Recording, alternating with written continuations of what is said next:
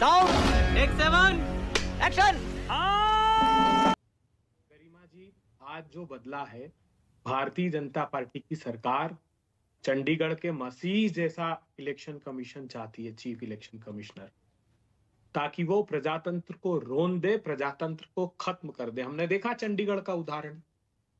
वो चंडीगढ़ में उस पीठासीन अधिकारी का कृत्य नहीं था, ये दिल्ली में बैठी हुई सरकार के निर्देशों पर वो कुकृत्य किया गया था। कैसे प्रजातंत्र को रोंदा गया। मुझे क्रेडिट नहीं चाहिए। मैं मानता हूं इस प्रजातंत्री व्यवस्था में, आजाद भारत के इतिहास में हम लोग परिष्कृत व्यवस्था की तरफ जा रहे हैं। हम चाहते हैं कि हर दिन नया सुधार हो और अधिक परिपक्वता के साथ हम इस प्रजातंत्री व्यवस्था को आकार दें। 1990 में दिनेश गोस्वामी कमीशन की रिपोर्ट हो, चाहे वो 2004 में जो इलेक्शन रिफॉर्म्स कमीशन की रिपोर्ट हो, चाहे सेकंड एडमिनिस्ट्रेटिव रिफॉर्म्स कमीशन की 2009 की रिपोर्ट हो, या लॉ कमीशन की 2015 की रिपोर्ट हो, सब में कहा गया कि चीफ जस्टिस ऑफ इंडिया को उस कमेटी में आप रखिए। जब सर्वोच्च अदालत में मुकदमा चला, जिसका जिक्र ओपी रावत साहब कर रहे हैं, 2018 में वो कॉन्स्टिट्यूशनल बेंच को सौंप दिया गया। उसमें सॉलिसिटर जनरल, अटॉर्नी जनरल ने लगातार सुप्रीम कोर्ट में कहा कि आप हस्तक्षेप मत करिए, ये अधिकार पार्लियामेंट का है, सर्वोच्च अदालत इसमें दखल नहीं दे।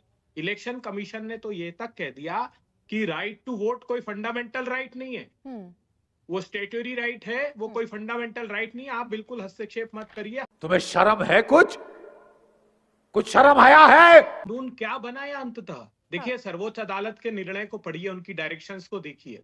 उस डायरेक्शंस में उन्होंने कहा है कि चीफ जस्टिस ऑफ इंडिया, प्रधानमंत्री और नेता प्रतिपक्ष, या जो सदन में जिसकी संख्या सबसे ज्यादा हो उसका नेता, अगर वो नेता प्रतिपक्ष डेजिग्नेट नहीं कर सकते हैं तो वो ये आखिरी डायरेक्शन थे।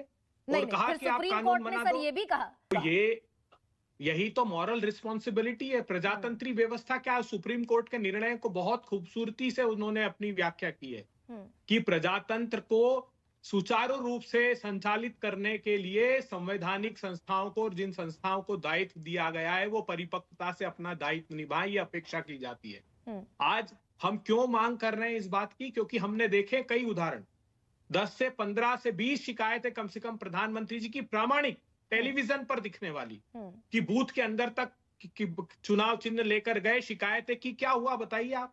एक भी शिकायत पर नोटिस तक नहीं हुआ। अरे बाप रे, ये तो धोती खोल रहा है। तो इसलिए हम चाहते हैं कि वो पारदर्शिता रहे। तो चीफ जस्टिस हो जाते तो क्या फर्क पड़ता है इनको? क्योंकि एक मजबूत हमको संवैधानिक संस्था चाहिए इस देश को। आज के कॉन्टेक्स्ट में खास करके जब आप हर संस्था से दमन किया जा रहा है प्रजातंत्र का, तब अपेक्षा थी। तो मान लेते सर्वोच्च अदालत के डायरेक्शंस को, और जो सारे प्रतिपक्षी दल कह रहे थे कि चीफ जस्टिस को भी उसमें नियुक्त करते। आपको पता है गरिमा जी, 4 तारीख को ये गोयल जी हमारे बंगाल आए थे। हाँ, कोलकाता गए थे, मीटिंग में शामिल होना था, वहीं से दिल्ली लौट आए। जी बिल्कुल। उनको जबरन ये बताया जा रहा था कि बंगाल में स्थिति अनुकूल नहीं है, यहाँ इलेक्शन कराना बहुत जटिल है, यहाँ पे बहुत सारी आगजनी चल रही है, बहुत सारी चीजें हैं जो हमको समझ में आ रहा है, जिसकी वजह से वो वापस चले गए। उन्होंने वैसी बयानबाजी करी नहीं। तो भाई, इनके जो आला कमान है, जो जमींदार हैं, जो राजवाड़ा चलाना चाहते हैं, जिन्होंने फरमान पूरे देश में दे रखा है और एक्सपेरिमेंट कर रहे हैं, देश को एक गिनी पिग बना दिया है, इन्होंने क्या किया? भाई नहीं, अब आप उसके लायक नहीं है, तो आप इससे अच्छा रिटायरमेंट ले लीजिए। ये क्रोनोलॉजी समझिए। अशोक लवासा बोल के इसके पहले भी कमिश्नर थे, उनके साथ क्या हुआ? क्योंकि उन्होंने टिप्पणी करी, और वही एकमात्र व्यक्ति थे 3 जनों के पैनल में जिन्होंने ऑब्जेक्शन करा था मोदी जी और अमित शाह जी के प्रचार शैली में। तो उनके साथ क्या हुआ? उनके घर में इनकम टैक्स पहुंच गया, उनकी पत्नी को 9 घंटे तक बैठा दिया गया, बेटे के साथ दुराचार हुआ, बहुत सारे तरीके से प्रेशराइज करना पड़ा, लास्ट में उन्होंने इस्तीफा दे दिया। तुम चुल्लू भर पानी में जाके डूब के मर जाओ। सिंपल सी बात है। अगर आप सच में आप बोलते हैं कि मैं विश्व गुरु हूं, मैं एक अकेला सब पर भारी है, और आपने इतना कार्य किया है, इतने कार्य का निर्वाह किया, इतने गड्ढे आपने भर दिए हैं, कि सही बात है, जहां 60 रुपए पर डॉलर था 85 रुपए हो गया, बड़ा गड्ढा भर दिया। जहां 55 लाख करोड़ का कर्ज था, 225 लाख करोड़ का कर्ज भर गया, बड़ा गड्ढा भर दिया। अच्छी संस्थाएं जो बनी हुई थी उसको आपने गिरवी रख दी और लीज पे डाल दिया, अरे बड़ा गड्ढा भर दिया। पूत कपूत तो क्या धन संचय, पूत सपूत तो क्या धन संचय, इसकी परिभाषा हमारे प्रधान प्रचारक ने दे दी है। लेकिन वर्तमान में क्या हो रहा है कि आपको मूलतः वोट देने का स्वतंत्र राइट नहीं है, ये नेचुरल चीज नहीं है, ये स्टैट्यूटरी है। आप चाहे तो हम वोट दें, आप चाहेंगे तो हम वोट नहीं दे पाएंगे। अगर हम करें तो करें क्या, बोले तो बोले क्या। गरिमा जी, इसको आप दो परिप्रेक्ष्य में देखिए।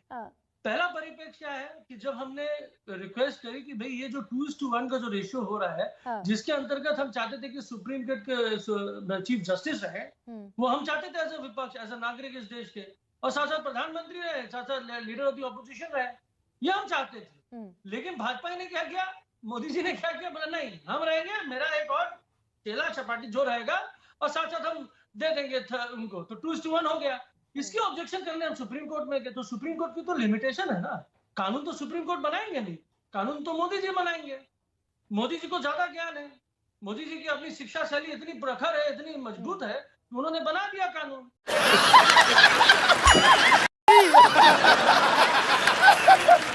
नहीं बिल्कुल नहीं। पहली बात क्या है कि पहले जो इलेक्शंस होते थे या जब भी हुए, तो ये मोदी जी और LK अडवाणी जी लोग सब लोग क्वेश्चन करते थे ईवीएम पे। फिर एक वीवीपैट डब्बा आ गया, हमने वीवीपैट की काउंटिंग की बात करी तो वो भी खारिज हो गया। तो बहुत सारी चीजें पिछले 10 सालों में हुई है, जहां जहां एक प्रश्न चिन्ह लगा है। प्रश्न करना इस देश के हर नागरिक का लीगल राइट है। आपको उत्तर देना होगा कि आप उस संस्था के संचालक हैं। लेकिन ये जो तरीका है ना कि भाई वाद विवाद में बोला जाता है कि हम संस्थाओं पे भरोसा ही नहीं करते, उसकी अवहेलना कर रहे हैं, इस प्रश्न चिन्ह को, क्वेश्चन मार्क को बंद करने के लिए एक कमेटी का गठन करा गया। जब कमेटी का गठन हुआ तो इनिशियल डेज में तो सुप्रीम कोर्ट के जज भी थे, जो उनको हटा के जब ये अपने मिनिस्टर्स को लाने लगे, तब देश को लगा कि नहीं, तब हमको लगा एज अ भारतीय लगा कि नहीं ये गलत है। आज उसकी हम बात कर रहे हैं। आज आपने रावत जी को क्या सुना कि मैं इसमें टिप्पणी नहीं देता था, ये पॉलिटिकल रील में है, राजनीतिक रील में है। तो ये मतलब क्या है, वो ये मानते हैं कि राजनीतिकरण हो रहा है, हर संस्थाओं का राजनीतिकरण हो रहा है। लेकिन जिसमें ये बड़ी अच्छी बात कही आप। बिल्कुल नहीं गरिमा जी, हमें सबको समझना चाहिए कि पार्लियामेंट भी, संसद भी इस देश के संविधान से ऊपर नहीं है। पार्लियामेंट की भी अपने दायरे हैं। और जब सुप्रीम कोर्ट ने एक ऐतिहासिक फैसला सुनाया है और जिसमें साफ कहा है, देखिए जब सुप्रीम कोर्ट की कॉन्स्टिट्यूशन बेंच का कभी फैसला आता है गरिमा जी, तो मैं आपके सारे दर्शकों को कहूंगा कि उसकी सोच को समझिए। सुप्रीम कोर्ट ने कहा है कि फ्री एंड फेयर इलेक्शन एक डेमोक्रेसी, एक लोकतंत्र की फाउंडेशन होती है, और इसीलिए अगर कोई सिलेक्शन कमेटी बैठती है जो इनके उच्च अधिकारी को चुनती है, उसमें बैलेंस होना अनिवार्य है। और इसलिए एक फॉर्मूला दिया कि चलिए chief justice of India, prime minister और लीडर ऑफ ऑपोजिशन बैठे, और ये कहा सरकार को कि अगर आपको लगता है कि इस कमेटी का किसी और तरीके से गठन होना चाहिए तो आप कीजिए, लेकिन बायस नहीं होना चाहिए। अब हम सुनने को मिल रहा है कि नहीं, प्रधानमंत्री और उनके अगर एक मंत्री हो गए तो फिर भी भाजपा कह रही कि नहीं, बायस हमने हटा दिया। तो ये जो छोटे बच्चों को भी जो लॉजिक समझ में नहीं आता, आज भाजपा देश को सुनाते हुए जा रही है। और इसके पीछे एक ही कारण है गरिमा जी, कारण ये है कि आज मोदी जी अपनी हार को लेके इतना चिंतित है कि हर दिन किसी न किसी स्वतंत्र संस्था को खत्म करने के लिए जी जान लगा रहे हैं। अनिल मसीह सही पकड़े हैं कि अगर हम थ्योरी की बात कर रहे हैं, हम हिस्ट्री के पन्नों को भरने की बात कर रहे हैं, तो ये बिल्कुल माना जाएगा। लेकिन हम अपनी आंखों के सामने जो स्वतंत्र ये लोकतंत्र का गला घुटता हुए देख रहे हैं, उस पर रोक नहीं लगेगी। मैं एक और एग्जांपल देता हूं, और ये बार बार मोदी सरकार करी आई कि जब भी सुप्रीम कोर्ट का आदेश आता है वो पलटने के लिए एक नया कानून लाती है। दिल्ली में मुख्यमंत्री के क्या दायरे होने चाहिए, उस पर सुप्रीम कोर्ट ने पिछले मई 2023 में एक बहुत ही ऐतिहासिक निर्णय दिया था, और कहा था कि मुख्यमंत्री तय करेंगे कि कौन सा अफसर किस चीज पे काम करेगा। इन्होंने 3 लोगों की कमेटी बिठा दी, जिसमें मुख्यमंत्री माइनॉरिटी हो गए और 2 केंद्र द्वारा नियुक्त हुए अफसर हो गए, और कह रहे कि नहीं अब तो हमने एक कमेटी बना ली। मतलब आप देखिए हर स्टेप पे आप चाहते हैं कि विपक्ष और विपक्ष का कैसा गला घोटा जाए। स्वतंत्र संस्थाएं, आज सवाल ये है कि आज इलेक्शन कमिश्नर ने इस्तीफा क्यों दे दिया सडनली, वो क्यों इतने परेशान है? ऐसा कभी इतिहास में हुआ नहीं है कि 3 साल बाद उनका टर्म खत्म हो रहा है और चुनाव के 1 हफ्ते पहले उन्होंने इस्तीफा दे दिया। अशोक लवासा ने पहले इस्तीफा दिया। मतलब साफ है कि सारे अधिकारियों के ऊपर इतना दबाव है गरिमा जी, इतना दबाव है कि साफ है कि कोई काम नहीं करना चाहता, और वही काम करना चाहता जो इनकी चापलूसी करता है। जनता माफ नहीं करेगी। और मेरे ख्याल से देश के लिए ये खतरनाक है। ये आज एक पार्टी की बात नहीं हो रही है। भारत पूरे देश में, पूरी दुनिया में अपने लोकतंत्र के लिए माना जाता है। लेकिन आज आप देखो CAG की क्या हालत हो गई है। जिन अधिकारियों ने आयुष्मान भारत का घोटाला बाहर निकाला, चंद घंटों के अंदर उनका ट्रांसफर हो गया। जो इलेक्शन कमिश्नर एक आवाज भी उठाने की सोचता है तो उस पर दबाव डाल के उस पर इसका इस्तीफा लिया जाता है।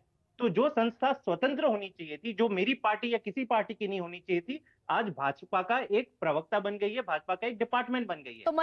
आज आपने चर्चा इस विषय पर क्यों की? क्योंकि एक जिम्मेदार चुनाव आयोग के अधिकारी ने इस्तीफा दे दिया। देश भर में चर्चा इस बात की है कि किन परिस्थितियों में उन्होंने इस्तीफा दिया है। कर्तव्यनिष्ठ अधिकारी जो पश्चिम बंगाल की यात्रा में गए थे, स्वास्थ्य खराब होने के बावजूद उन्होंने मीटिंग अटेंड की, उनके होटल में डॉक्टर बुलाया गया। ऐसी क्या गंभीर परिस्थितियां और दबाव थी कि उन्होंने इस्तीफा दे दिया? जब इन संदिग्ध परिस्थितियों में इस्तीफा दिया गया है, उनकी तरफ से कोई बयान भी नहीं आया, तब हमको बहुत अधिक निष्पक्षता की आवश्यकता है, क्योंकि समूचा प्रजातंत्र सत्ता की सरपरस्ती में दबाव में है और संदिग्ध अवस्था में ये परिस्थितियां निर्मित हुई है। तब हम चाहते हैं कि पारदर्शी व्यवस्था हो, और जिस सर्वोच्च अदालत का आप जिक्र बार बार कर रही है, उस अदालत ने सिरे से खारिज नहीं कर दी। उन्होंने इंटरिम रिलीफ नहीं दिया था उसमें कि ये जो कानून बनाया है वो ठीक है या नहीं है। हाँ, पार्लियामेंट का अधिकार है, लेकिन प्रचंड बहुमत का अर्थ ये नहीं कि दमनकारी हो जाए वो। सही पकड़े हैं। सभी की आवाज सुननी चाहिए। अगर चीफ जस्टिस ऑफ इंडिया होते इस सिलेक्शन कमेटी में, तो तकलीफ सिर्फ एक ही राजनीतिक दल को थी, वो सत्ताधारी दल को थी, क्योंकि इलेक्टोरल बॉन्ड का जैसा फैसला वो भी तो पार्लियामेंट से कानून बना था, उसको पलटा की नहीं। उन्होंने कहा कि फंडामेंटल राइट का वायलेशन। तो अभय दुबे, कितनी उम्मीद आपको, कितनी उम्मीद, क्योंकि आपकी भी नेता है मध्य प्रदेश की जया ठाकुर, उन्होंने भी मूव की है एप्लीकेशन सुप्रीम कोर्ट में। देखिए, इंडिविजुअल कैपेसिटी में कोई मूव कर सकता है। कांग्रेस पार्टी ऑफिशियली, हम तो जनता की अदालत में, सदन में, क्योंकि सदन में तो रोन देते हैं ये तो हम अगर डिसेंट दे भी, हम जैसे आपके संजय सिंह जी ने कहा था, जब 3 काले कानून लेकर आए तो उन्होंने वोट डिवीजन की मांग की, उठाकर बाहर फेंक दिया 21 सांसदों को। तुम्हें शर्म है? कुछ शर्म आया है? ये तो दमनकारी रवैया सदन के अंदर, सदन के बाहर भी है। मगर देश की जनता सोई हुई नहीं है, वो संज्ञान लेगी, और हम हर संभव कोशिश करेंगे कि प्रजातंत्र में पारदर्शिता हो। ठीक है, इस एप्लीकेशन सुप्रीम कोर्ट के ऊपर तो हम प्रश्न चिन्ह नहीं लगा सकते, ना ही हम प्रश्न चिन्ह लगाना चाहते हैं इलेक्शन कमीशन को, ना ही हम प्रश्न चिन्ह लगाना चाहते हैं मोदी जी को। लेकिन ये बोल देना कि भैया प्रश्न चिन्ह लगाने से विश्वसनीयता खत्म हो जाती है, तो इतनी कमजोर विश्वसनीयता अगर इलेक्शन कमीशन की है तो मुझे दुख होता है। अगर इतनी कमजोर विश्वसनीयता हर संस्थाओं की है, जो इतनी पुरानी संस्थाएं हैं, जहां इतने फिल्टर होकर ऑफिसर्स पहुंचे हुए हैं, और आज के डेट में रिटायर्ड ऑफिसर्स के पास इतने रुपया मिल रहा है, तो मुझे दुख होता है। मैं विश्वास करता हूं हमारी पूरी पार्टी, हमारे पूरे जनता, हमारा पूरा देश विश्वास करता है। मैं जब छोटा था तो हमारे दादाजी बोलते थे, जो जज होते हैं उनको माई बाप बोला जाता है, उनको भगवान का दर्जा मिलता था। तो आज वो जज है इलेक्शन कमिश्नर। देश में जो इलेक्शन हो रहा है, जो वोट होगा, वो पारदर्शिता हो, निष्पक्ष हो, और सुचारू रूप से उसका कार्य निर्वाह किया जाए, इसके लिए जनता के लिए वो हमारे लिए तो जैस्मिन, कितनी उम्मीद आपको 2024 का इलेक्शन निष्पक्ष होगा इन सारी परिस्थितियों में, जो परिस्थितियां इस समय बनी हुई है? देखिए, कोशिश तो सरेआम करी जा रही है कि पूरे इलेक्शन प्रोसेस का झुकाव एक तरफ रहे। अभी तक बीजेपी या उसके प्रवक्ता जो आज इस पैनल में मौजूद है, ये नहीं कह पा रहे हैं कि चीफ जस्टिस ऑफ इंडिया को खसेड़ने की क्या नौबत आन पड़ी थी। अगर chief justice of India selection करते इलेक्शन कमिश्नर का, तो आपको क्यों दुख हो रहा है, आपको पीड़ा कहाँ पे हो रही है? तो ये हमें मंशा समझनी होगी। और कुछ ही महीने पहले हमने देखा कि चंडीगढ़ में क्या हुआ, जब भाजपा डिसाइड करती है कि प्रिसाइडिंग ऑफिसर, क्योंकि ये सिलेक्शन भाजपा के गवर्नर के थ्रू हुआ था कि प्रिसाइडिंग ऑफिसर भाजपा के एक नॉमिनेटेड काउंसिलर होंगे, और खुलेआम इन्होंने जो इलेक्शन की रिगिंग करी, धांधली करी, वो देश देख रहा है। तो सवाल पैदा नहीं होता है कि इलेक्शन में भाजपा दबाव डालेगी कि नहीं। भाजपा का तो प्रयास हो कि इलेक्शन ही ना हो। इतना छोटा पहले कभी नहीं हुआ होगा। खत्म, bye bye, tata, good bye, गया।